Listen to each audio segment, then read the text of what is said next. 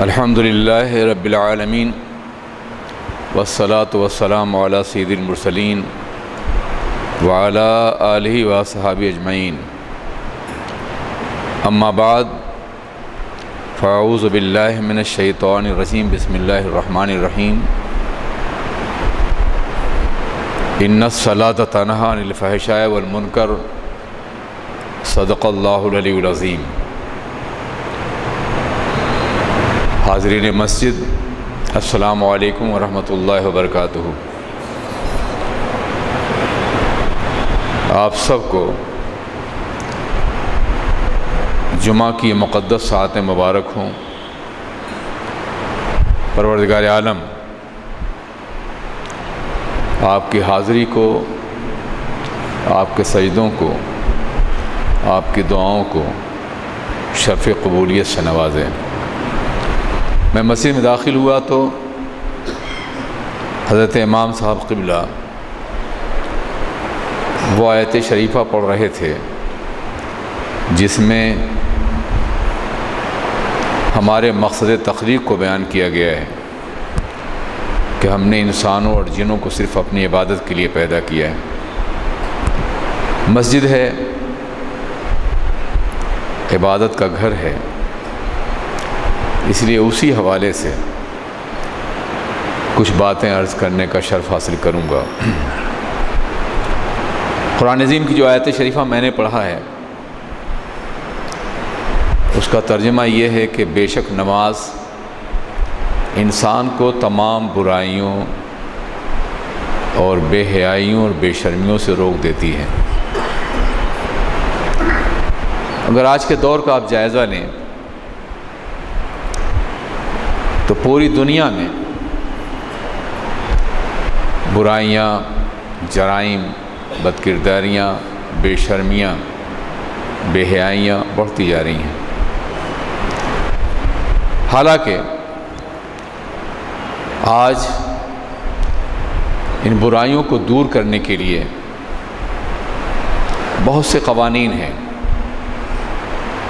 Courts ہیں، jail کی سلاخیں ہیں، پولیس کا نظام ہے، جاسوسی کے آلات ہیں، اخبارات و رسائل کے ذریعے سے برائیوں کی شناخت کو بیان کیا جاتا ہے، مگر اس کے باوجود بڑھتی جا رہی ہیں۔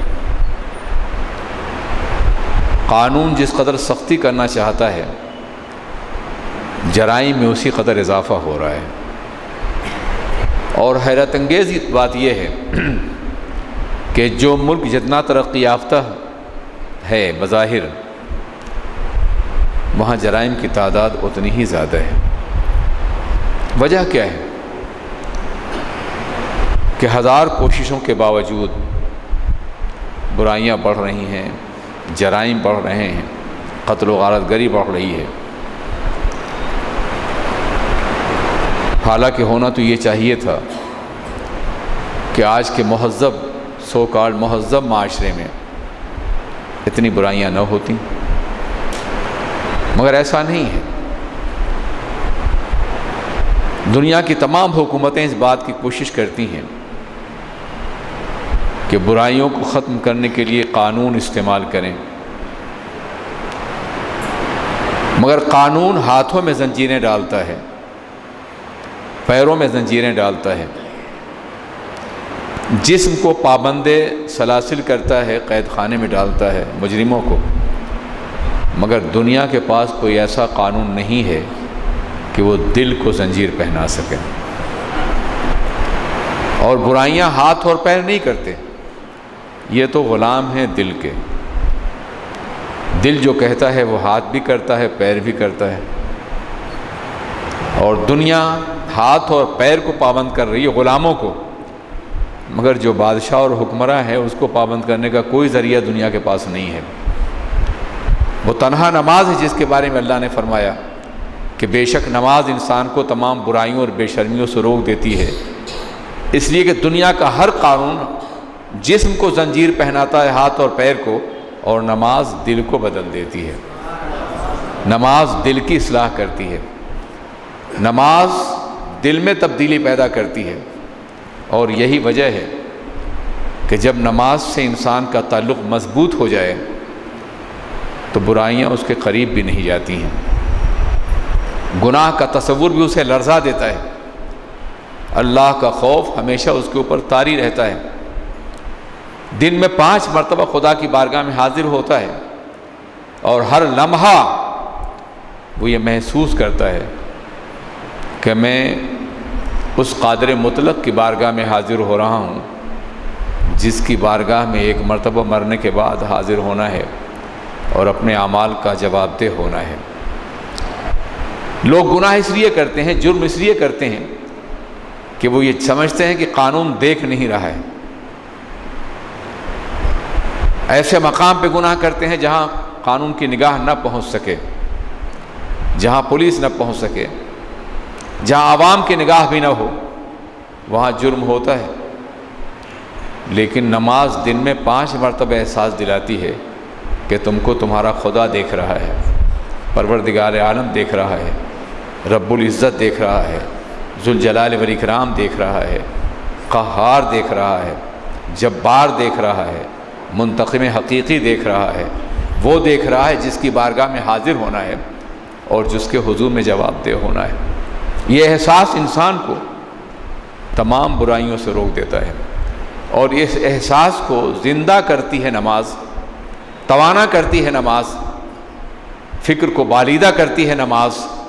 نماز کے ذریعے سے انسان خدا وحید القدوس کی بارگاہ میں حاضری کا احساس لے کر کے باہر نکلتا ہے، اور جب ذرا احساس مزمحل ہونے لگتا ہے تو دوبارہ سجدے کے لیے حاضر ہو جاتا ہے، دوبارہ خدا کی بارگاہ میں حاضر ہو جاتا ہے۔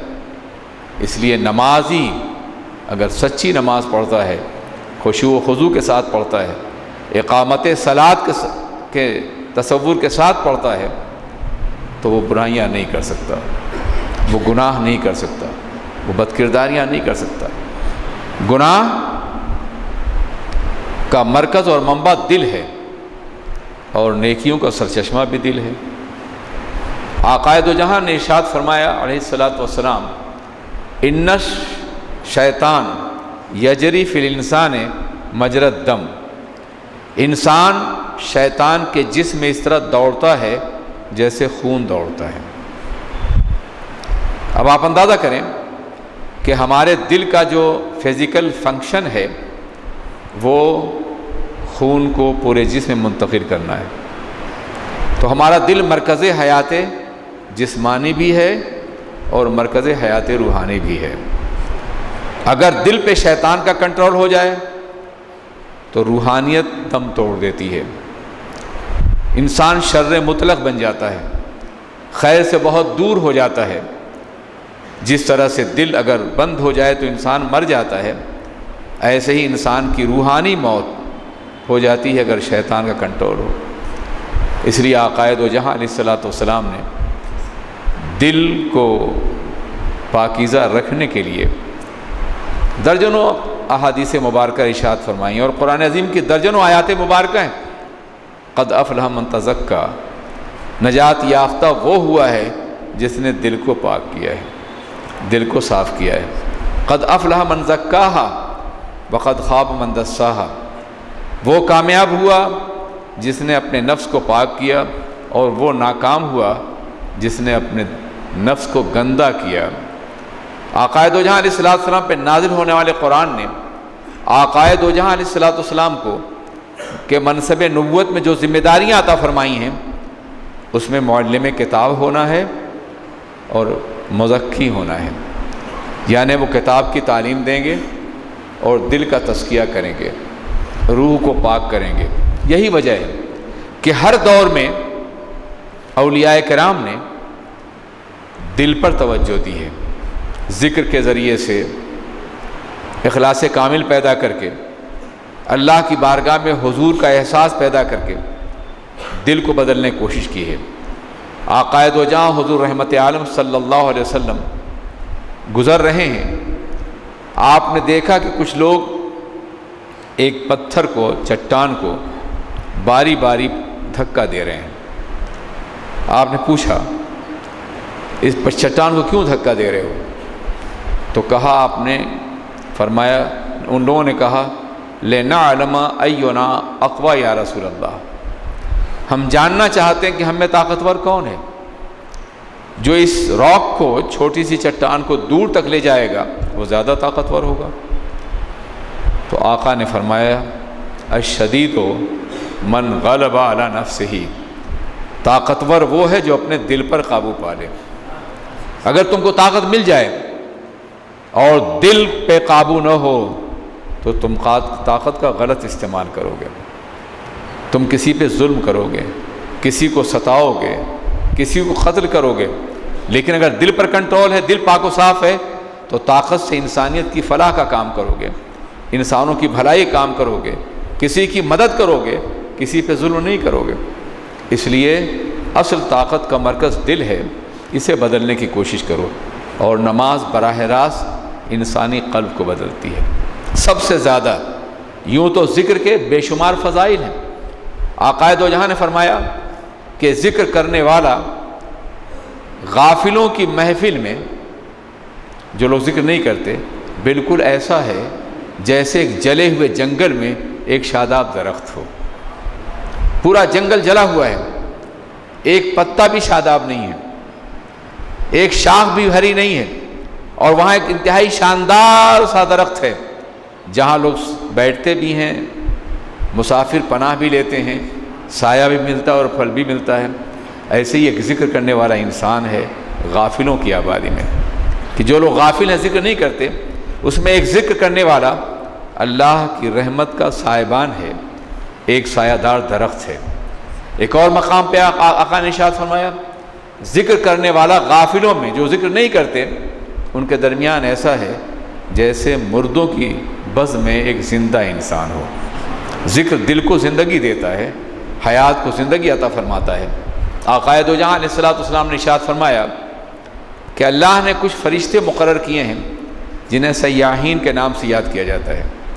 ان فرشتوں کا کام یہ ہے کہ وہ زمین پر گھومتے ہیں اور ایسی محفلیں تلاش کرتے ہیں جہاں ذکر الہی ہو رہا ہو، جہاں ذکر رسول ہو رہا ہو، جہاں اللہ کی بندگی کی بات کی جا رہی ہو، جہاں قرآن عظیم پڑھا جا رہا ہو، جہاں حدیث مبارکہ پڑھی جا رہی ہو۔ ذکر کی جتنی بھی شکلیں، ان میں کوئی بھی شکل ہو، کچھ لوگ ذکر کر رہے ہوتے ہیں تو ایک فرشتہ سب کو بلاتا ہے، یہاں آؤ، یہاں آؤ، یہ وہ محفل ہے جس کے لیے تم کو بھیجا گیا ہے۔ فرشتے اس محفل کو گھیر لیتے ہیں، ہم نہیں دیکھتے، آپ نہیں دیکھتے، مگر فرشتے ہمیں دیکھتے ہیں، اور اس کے بعد جب تک ذکر ختم نہیں ہو جاتا اس محفل میں شریک رہتے ہیں وہ، اور پھر خدا وحید القدوس کی بارگاہ میں حاضر ہوتے ہیں۔ اللہ فرماتا ہے کیا تم نے دیکھا؟ کہا اے اللہ ہم ایک ایسی پاکیزہ محفل سے آ رہے ہیں جہاں بندے تیرا ذکر کر رہے تھے، نماز پڑھ رہے تھے، قرآن پاک کی تلاوت کر رہے تھے، عبادت کر رہے تھے، ہم وہاں سے آ رہے ہیں۔ تو کہا کیا انہوں نے ہمیں دیکھا ہے؟ یعنی میرا ذکر کر رہے ہیں وہ، تو کیا انہوں نے ہمیں دیکھا ہے؟ فرشتے کہیں گے نہیں اے اللہ تجھے دیکھا تو نہیں انہوں نے، اور اگر دیکھ لیتے تو تیرا ذکر اور کرتے، تیری یاد اور کرتے۔ اور کیا کر رہے تھے وہ؟ کیا کہہ رہے تھے؟ جنت مانگ رہے تھے۔ کیا جنت دیکھی ہے؟ نہیں، تیرے محبوب سے سنی ہے، تیرے قرآن پاک میں پڑھی ہے انہوں نے، وہ جنت مانگ رہے تھے۔ تو کیا جنت دیکھی ہے؟ کہا جنت دیکھی تو نہیں، کہا اور دیکھ لیتے تو یقیناً اور زیادہ جنت کی طلب کرتے۔ اور کیا کر رہے تھے؟ دوزخ سے پناہ مانگ رہے تھے۔ کیا دوزخ کا عذاب دیکھا ہے؟ نہیں، دیکھا نہیں ہے، تیرے محبوب کی زبان سے سنا ہے، تیرے کلام میں پڑھا ہے انہوں نے، اور اگر دیکھ لیں دوزخ کے عذاب کو تو اور خشیت الہی میں ڈوب کے ذکر کریں گے۔ تو اللہ فرمائے گا اے فرشتو گواہ ہو جاؤ کہ میں نے ان تمام ذکر کرنے والوں کو معاف کر دیا۔ تو فرشتوں کا دل کا حال بھی جانتے ہیں نا، تو فرشتے یہ کہیں گے اے اللہ اس میں کچھ ایسے تھے جو ذکر کی نیت سے نہیں آئے تھے، بس یوں ہی بیٹھ گئے تھے، کسی کے ساتھ آئے تھے، بیٹھ گئے تھے، صرف دیکھنے کے لیے بیٹھ گئے تھے کیا ہو رہا تھا۔ تو اللہ فرمائے گا ہؤلاء قوم لا یشقی جلیسہم، یہ ایک ایسی قوم ہے کہ جن کے پاس بیٹھنے والا بھی محروم نہیں رہتا ہے۔ میرا باران رحمت اگر نیکوں پہ برسے گا اور بد قریب ہیں تو ان پہ ہی برسے گا۔ یہ ہے ذکر کی بات جو دل کو بدلتی ہے۔ تو نماز ہو، اللہ کی یاد ہو یا ذکر الہی ہو، اس سے براہ راست دل متاثر ہوتا ہے، دل بدلتا ہے، دل کی دنیا میں تبدیلی پیدا ہوتی ہے۔ اور جب دل بدلتا ہے تو انسان گناہ نہیں کرتا، غافل نہیں ہوتا، فکر فردہ سے بے نیاز نہیں ہوتا، اس کا ذہن بیدار ہوتا ہے، اس کا دماغ بیدار ہوتا ہے، اس کی فکر بیدار ہوتی ہے، اور پھر وہ اپنی ذات کے لیے بھی اور اپنی قوم کے لیے بھی بہترین ہوتا ہے۔ وہ ایک لمحے کے لیے بھی نہ قومی مسائل سے غافل ہوتا ہے اور نہ اپنی ذاتی اور انفرادی زندگی سے غافل ہوتا ہے۔ اور غفلت موت ہے کسی بھی قوم کے لیے، کسی بھی فرد کے لیے۔ اگر وہ غافل ہے، مسائل کا ادراک نہیں ہے، وہ جانتا نہیں ہے کہ ہمیں کس لیے دنیا میں پیدا کیا، کس لیے بھیجا گیا ہے، تو یقیناً وہ اپنے کو بھی موت سے ہمکنار کر رہا ہے، روحانی موت سے، اور معاشرے میں بھی برے اثرات مرتب کر رہا ہے۔ بہرکیف نمازی کی صرف ذمہ داری یہ نہیں ہے کہ وہ نماز پڑھ لے اور خود اپنی اصلاح کر لے اور دوسروں سے غافل ہو جائے، نہیں۔ حدیث پاک میں آیا ہے کہ جب کوئی عذاب آنے والا ہوتا ہے کسی قوم پر تو اس میں برے بھی مارے جاتے ہیں اور نیک بھی۔ سوال کیا گیا کہ یا رسول اللہ نیک کیوں؟ کہا کہ نمازی تو اس لیے مارا جاتا ہے، بے نمازی کہ وہ نماز نہیں پڑھ رہا تھا، شرابی اس لیے مارا جاتا ہے کہ وہ شراب پی رہا تھا، زانی اس لیے مارا جاتا ہے کہ زنا کر رہا تھا، مگر نمازی اس لیے مارا جاتا ہے کہ وہ بے نمازیوں کو دیکھ رہا تھا اور خاموش تھا۔ گناہ نہ کرنے والا اس لیے مارا جاتا ہے گناہ کے معاشرے میں گناہوں کو پھیلتا ہوا دیکھ رہا تھا اور اپنی ذمہ داری پوری نہیں کر رہا تھا۔ اس لیے ضروری یہ ہے کہ آپ نماز پڑھیں، اس کے ساتھ ساتھ ان لوگوں کو بھی اللہ کے گھر کی طرف دعوت دیں، عبادت کے لیے بلائیں جو غافل ہیں، ان کو ذکر طرف مائل کریں جن کا دل ذکر الہی سے غافل ہے۔ عزیزان ملت اسلامیہ، آقائے دو جہاں حضور رحمت عالم تاجدار مدینہ سرور کائنات علیہ الصلاۃ والسلام کی مقدس زندگی کا جائزہ لیں۔ ان کا یہ عالم ہے کہ وہ سید المعصومین ہیں، تمام معصومین کے سردار ہیں، ان کے جیسا کوئی نہیں۔ وہ سارے انبیاء معصوم ہیں مگر وہ سید الانبیاء بھی ہیں اور سید المعصوم بھی ہیں۔ ظاہر ہے وہ نماز اس لیے نہیں پڑھتے تھے کہ ان گناہ معاف ہو جائیں، نماز اس لیے نہیں پڑھتے ان کو جنت مل جائے۔ جنت تو بانٹنے والے ہیں، وہ جنت تقسیم کرنے والے ہیں، جنت تو ان کا صدقہ ہے جو امت کو میسر آئے گی، جنت تو ان کے آستانے کی بھیک ہے۔ اس لیے نماز نہیں پڑھ ان کو جنت مل جائے۔ وہ اس لیے بھی نماز نہیں پڑھتے کہ اللہ راضی ہو جائے۔ اللہ تو ایسا راضی ہے کہ خود خدا ارشاد فرماتا ہے کہ وَلَسَوْفَ يُعْطِيكَ رَبُّكَ فَتَرْضَىٰ، آپ کا پروردگار آپ کو اتنا دے گا کہ آپ راضی ہو جائیں گے۔ خدا کی رضا چاہتے ہیں دو عالم، خدا چاہتا ہے رضا محمد، تو پھر کس لیے نماز پڑھتے تھے؟ پوری رات سجدے میں ہیں، پیروں میں ورم آ گیا ہے۔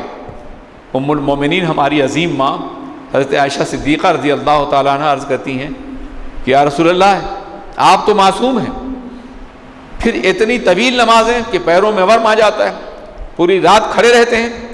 تو آپ نے فرمایا اولم اکون عبدا شکورا، کیا میں اپنے رب کا شکر گزار بندہ نہ بنوں؟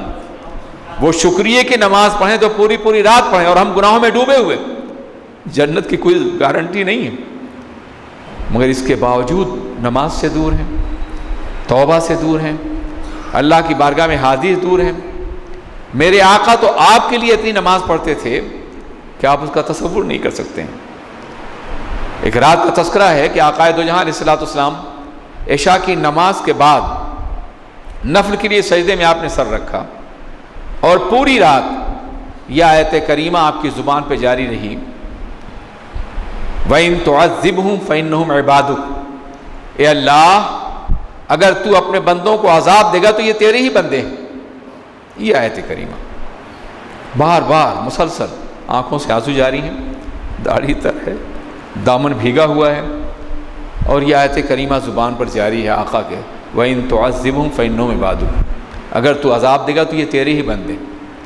یہاں تک کہ صبح طلوع ہوئی تو آپ نے سجدے سر اٹھایا، سجدہ گاہ بھیگی ہے، داڑھی تر ہے، رات بھر امت کے غم میں روتے رہیں، اللہ کیا جہنم اب بھی نہ سرد ہوگا، رو رو کے مصطفیٰ نے دریا بہا دیے ہیں۔ میرے عزیز ساتھیو، یہ کیوں آیت کریمہ پڑھ رہے تھے کہ اگر تو عذاب دے گا تو تیرے ہی بندے ہیں؟ ایک مثال کے ذریعے سمجھیں، ایک باپ ہے جس کے بیٹے نے کوئی غلطی کی ہے، باپ نے مارنے کے لیے ہاتھ اٹھایا، آپ نے ہاتھ پکڑ لیا، آپ کا بیٹا ہے معاف کر دیجئے۔ جیسے ہی باپ کو اس رشتے کا خیال آیا کہ یہ میرا خون ہے، میرے جگر کا ٹکڑا ہے، تو اس نے ہاتھ روک لیا۔ اللہ کے رسول کہہ رہے ہیں وَإِن تُعَذِّبْهُمْ فَإِنَّهُمْ عِبَادُكَ، اگر تو عذاب دے گا تو یہ تیرے ہی بندے ہیں، یعنی مولا میرے امتی ہیں، جب میں گوارا نہیں کرتا کہ میری امت کو عذاب ہو تو یہ تو تیرے بندے ہیں، تیری تخلیق ہیں، تو کیسے گوارا فرمائے گا کہ انہیں جہنم میں ڈال دے؟ یعنی ابدیت اور الوہیت کا رشتہ بتا کر کے آقا ہمارے لیے معافی طلب کر رہے ہیں۔ ایک دوسری روایت آپ سماعت فرمائیں، آقائے دو جہاں تاجدار دو عالم صلی اللہ علیہ وسلم سجدے میں ہیں اور صرف یہ فرما رہے ہیں، عرض کر رہے ہیں رب کی بارگاہ میں بڑے ہی سوز کے ساتھ، بڑے ہی درد کے ساتھ، اللہم امتی امتی، اے اللہ میری امت، اے اللہ میری امت۔ مبتدا ہے، خبر نہیں ہے، کیا کہنا چاہتے ہیں امت کے بارے میں یہ نہیں، حالانکہ ان کی دعائیں ہیں، کبھی وہ فرماتے رب حبلی امتی، اے اللہ میری امت میرے حوالے فرما دے، اللہم ارحم علی امتی، اے اللہ میری امت پہ رحم فرما۔ لیکن یہاں صرف یہ کہہ رہے ہیں کہ اے اللہ میری امت میری امت۔ اللہ جبرائیل کو بھیجتا ہے اور کہتا ہے جاؤ دیکھو میرے محبوب کیوں غمزدہ ہیں، کیوں رو رہے ہیں؟ کیا اللہ نہیں جانتا تھا کہ کیوں رو رہے ہیں؟ اس لیے بھیجا کہ جبریل آئیں اور دیکھیں اور بتائیں اور پھر امت تک ان کا درد پہنچے، یہ روایت محمد عربی کے امتیوں تک پہنچے۔ وہ آئے بارگاہ خداوندی میں حاضر ہوئے واپس جا کے اور کہا اے اللہ تیرے محبوب اپنی امت کے غم میں رو رہے ہیں، تو کہا جاؤ میرے محبوب سے کہہ دو کہ میں ان کی امت کے سلسلے میں ان کو راضی کروں گا، ان کی مرضی کے مطابق فیصلہ کروں گا ان کی امت کا۔ عزیزان ملت اسلامیہ، جناب جبریل آئے، یہ کہا تو سرکار نے سجدے سر اٹھایا۔ اب یہاں ذرا سا میں اس حدیث پاک کے مفہوم کو واضح کرنا چاہوں گا، یہ کیوں کہہ رہے تھے اے اللہ میری امت میری امت، پوری بات کیوں نہیں کر رہے تھے؟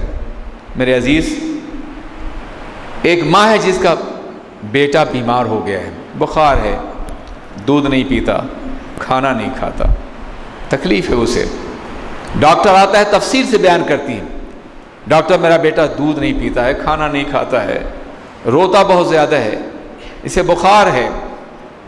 لیکن اگر ڈاکٹر اس وقت آ جائے جب بیٹا مر رہا ہو تو ماں تفصیل سے نہیں بیان کرے گی، صرف یہ کہے گی ڈاکٹر میرا بیٹا میرا بیٹا۔